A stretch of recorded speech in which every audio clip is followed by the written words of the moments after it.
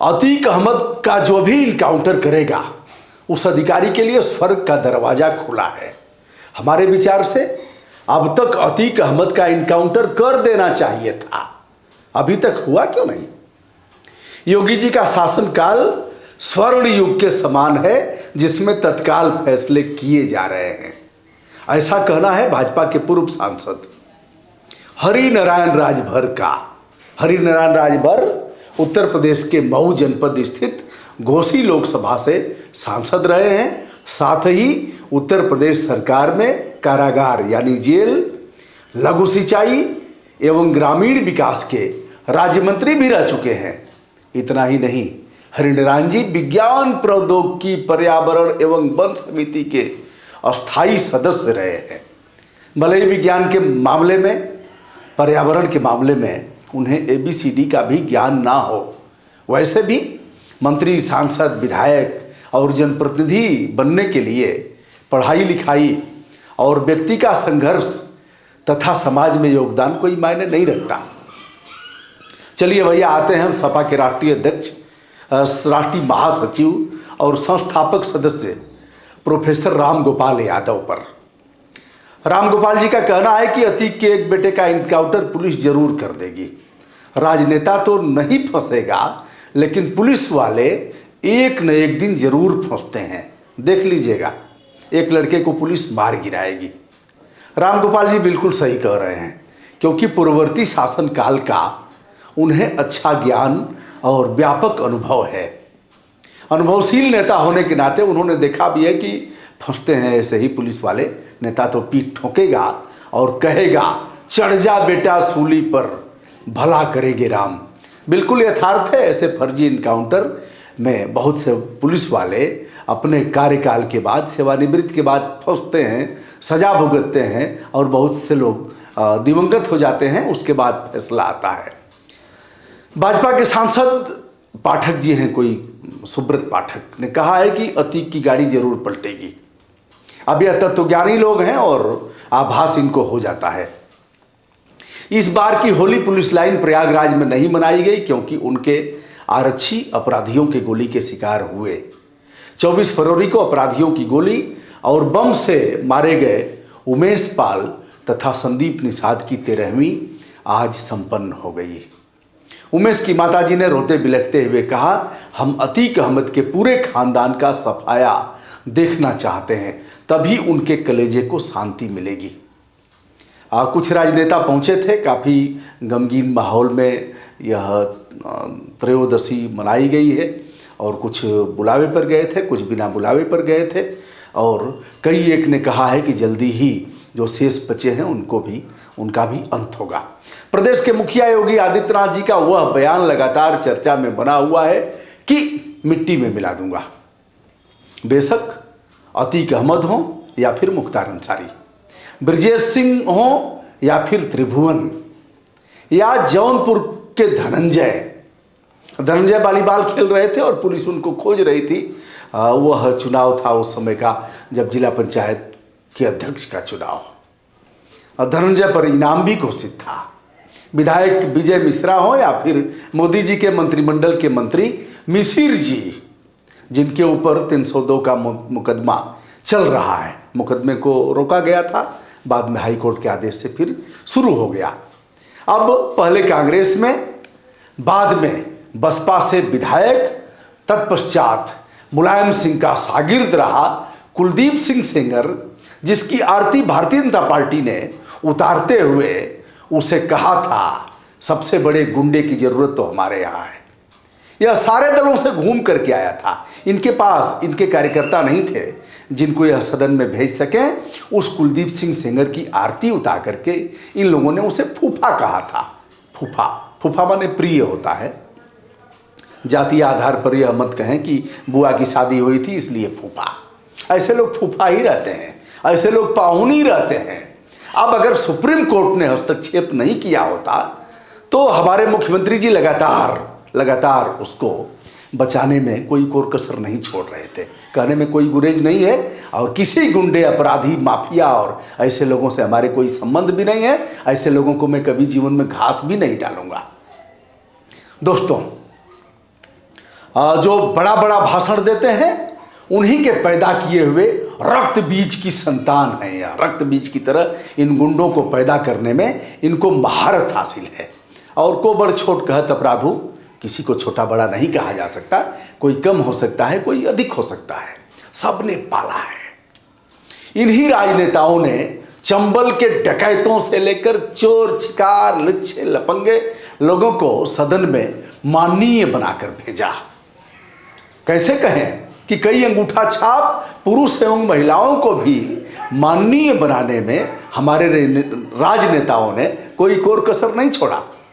अलग बात है कि हमारा गुंडा गुंडा नहीं, क्रांतिकारी नेता है। खबरदार जो गुंडा बोला, गुंडा है, यह हिंदू हृदय सम्राट है। खबरदार, यह गुंडा नहीं है, यह तो अल्लाह मियाँ द्वारा भेजा गया है। तुम्हारा गुंडा लुच्चा लफंगा और तस्कर है। अब हम एक बार फिर से आते हैं हरिनारायण जी पर। हरिनारायण जी से हमारी मुलाकात भी है। और हरिनारायण जी एक ऐसे नेता हैं, घोसी के इस समय माननीय नहीं हैं, तो घोसी से लोकसभा के सदस्य थे, जैसा कि मैंने बताया।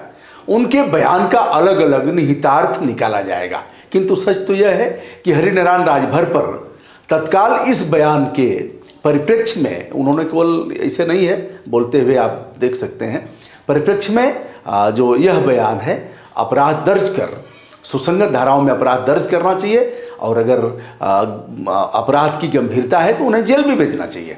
सवाल यह है कि कार्रवाई करेगा कौन? कौन करेगा?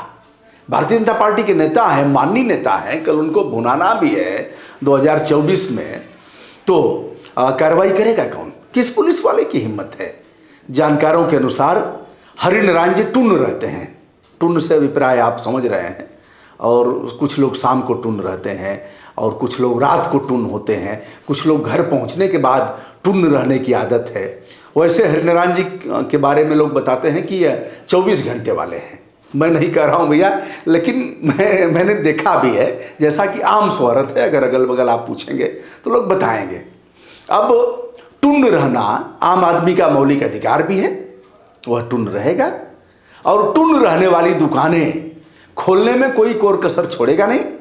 जैसा कि मैं बार बार उल्लेख करता हूँ, मंदिर में कहीं घंट नहीं बज रहे थे, कोई पूजा करने नहीं जा रहा था, भगवान भोलेनाथ को एक लोटा जल नहीं चढ़ रहा था, और पार्वती जी की आरती नहीं हो रही थी, गणेश जी बेचारे ऐसे ही रह गए, लड्डू नहीं मिल पाया उनको, हनुमान जी भी वैसे ही रह गए, रामचंद्र जी के यहाँ कोई नहीं गया, और गिरजाघर गुरुद्वारा मस्जिद में भी अजान नहीं हुआ, पुलिस डंडा लेकर के भाजती थी, लेकिन यह दुकान खुली और लोगों को टुन्न रहने की जो दवा है वह मिलती गई। मस्ती की आदत अपने जीवन में ढालेंगे, जितना ढालेंगे और जितना टुन्न रहेंगे, प्रदेश और देश का विकास भी उतना ही होगा। बेशक अतीक के गुंडा मवाली माफिया का नाम है, कहने में कोई गुरेज नहीं, बगैर किसी हिचकिचाहट के जितना नाम हमने लिया है, यह गुंडा मवाली ऐसे लोगों का ही नाम लिया है। और बहुत से लोग छूट गए हैं। आप बताइएगा, गोरखपुर के तिवारी जी हैं, कोई पता नहीं कौन कौन है, सब उसी श्रेणी में आते हैं। नहीं पहुंचना चाहिए सदन में, लेकिन सब ने मिल करके पहुंचाया है। चलिए, ऐसे लोगों के सदन में जाने के राजनीतिक कारक हैं और ऐसे लोग क्षमा के पात्र भी नहीं हो सकते, किंतु राजनीति का तकाजा है। गुंडे और मवालियों में सरकारों का प्राण बसता है, चाहे बड़े हुजूर हों चाहे छोटे हुजूर हों, सभी का प्राण बसता है और सभी ने गुंडों को पाला है। अतीक अहमद गुजरात राज्य के साबरमती जेल में, जहां महात्मा गांधी जी का मैंने दिखाया है साबरमती आश्रम, साबरमती नदी के किनारे है, वहीं के जेल में अतीक अहमद इस समय निरुद्ध किए गए हैं। उनकी पत्नी ने लगातार गुहार लगाया कि प्रचलित मुकदमों की सुनवाई कॉन्फ्रेंसिंग के जरिए की जाए। जैसा कि मैंने बताया है, कई बार हम लोग बैठते थे और सुप्रीम कोर्ट तक को लिखा गया कॉन्फ्रेंसिंग के जरिए पेशी कराओ या जज साहब जेल में जाओ। पॉइंट ऑफ व्यू से आइसोलेट न होते हुए उत्तर प्रदेश में पति का इनकाउंटर पुलिस कर सकती है, ऐसा कहना है अतीक अहमद की पत्नी का। और अतीक शीघ्र ही गुजरात की साबरमती जेल से उत्तर प्रदेश के किसी जेल में शिफ्ट किए जाएंगे, ऐसा अंदेशा है। ऐसी संभावनाएं प्रबल होती जा रही हैं। भारी वजन के धारक हैं अतीक, मोटे तगड़े हैं, आपने देखा ही है, मूछें भी हैं। अब अतीक गाड़ी हो सकता है बैलेंस बिगड़ जाए गाड़ी का, अब उन्हीं श्रेणी में मैं भी शामिल हो रहा हूं जो लोग कह रहे हैं। लेकिन जैसा कि पूर्ववर्ती कई मामलों के आधार पर कहा जा सकता है बैलेंस बिगड़ सकता है और कोई और भी रास्ता हो सकता है। भारत जैसे राष्ट्र के लिए ऐसे अपराधी, तस्कर, माफिया और गुंडे मवाली कोढ़ और कलंक के समान हैं। उनके समन और उन्मूलन का तरीका संविधान सम्मत होना चाहिए। दोस्तों, मैं हूं ब्रजभूषण दुबे, जनतंत्र भूषण से। ना काहू से दोस्ती, ना काहू से पैर। राष्ट्रहित में हमारा विवेचन लगातार होता रहेगा। वाक और अभिव्यक्ति की जो आज़ादी का हमें अधिकार मिला है उसके धारक रहेंगे और प्रयास करूंगा। 19-20 हो सकता है दोस्तों, कहीं से 19-20 ही हो सकता है, 18-20 नहीं हो सकता। संभव है, मनुष्य हूं, कभी कभार हो सकता है, कभी किसी से ज़्यादा अपेक्षा रहेगी। अगर बदलाव का वो अपेक्षा पर खरा नहीं उतरेगा तो हो सकता है ऐसा हो, लेकिन बगैर किसी भेदभाव के यह काम मैं करता रहूँगा। विनम्र भाव से, वैश्विक रूप से जो भी हमारे साथ जुड़े हमारे आदरणीय सम्मानित श्रोता हैं, दर्शक हैं, उनको हमारा प्रणाम स्वीकार हो। बहुत बहुत